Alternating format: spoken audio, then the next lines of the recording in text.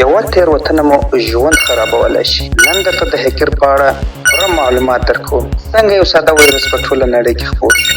هو 2019 کال یو وایرس خپور شو چې نړۍ یې ودردوله. میلیاردونه کارکوونکي اغېزمن شول.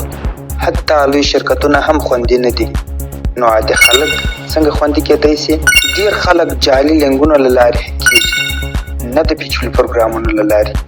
که یو څوک دلته راشي او درته ووایي چې دا لینک خلاص کړه، په دې کې جایزه ده ستا دپاره، آیا خطر له همدې ځای څخه شروع کېږي، ځکه چې دا جعلي لینکونه د هیکینګ لپاره کارېږي. تصور وکړه یو ورځ چې راکښېنې، موبایل وګورې، کمپیوټر وګورې او ستا ټول معلومات د هیکر لاس ته غورځېدلي وي. نن به درته وښیم چې هیکران خطرناک کارونه څنګه کوي.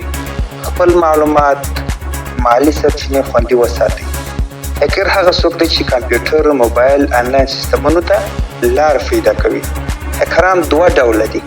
هیکران د امنیت په برخه کې نړیوال کارېږي. دویم مجرم هیکران.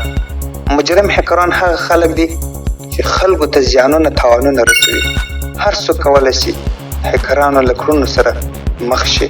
حتی لوی شرکتونه هم لکه څنګه چې فیسبوک او دارنګه نور شرکتونه هم د هیک د ستونزو سره مخ شوي. لومړی تاسو باید یو قوي پاسورډ وکاروئ، نه یو ساده پاسورډ. قوي پاسورډ ستاسو د امنیت لپاره ډېر ښه دی. دوهم تاسو دا فعاله کړئ تر څو ستاسو پاسورډ د څوک لاسرسی وکړي خو بیا هم مشکلات نشي جوړولی. ډېر خلک جعلي لینکونو له لارې کېږي. پیغامونه یا ایمیلونه ورته راځي، وایي کلیک وکړه، جایزه وګټه. دا لینک خلاصول ستاسو دپاره ممکن خطرناک دی. دا اکثره د هیکرانو اصلي وسیله ده. همیشه خپل موبایل یا کمپیوټر تازه وساته. زړې نسخې، زاړه پروګرامونه، زاړه اپونه ټول ختم کړه. نوې نصب کړه تر څو ویروسونه ټول لرې سي.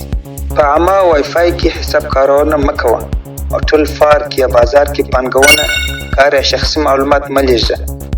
که ممکن د هغه د فری ویفین په نوم باندې یادېږي د دوی څخه وي. تاسو کوم اسناد، لیکنې، هر څه چې تاسو لیږلي وي هغه د هیکرانو لاسته ورځي. هیکران کولی شي مالي غلا وکړي، شخصي غلا وکړي، ذهني فشار رامنځته کړي، قانوني ستونزې جوړې کړي. زه خراب هیکینګ نه تشویقوم، بلکې یوازې غواړم خلک خبر کړم چې ځان وساتي.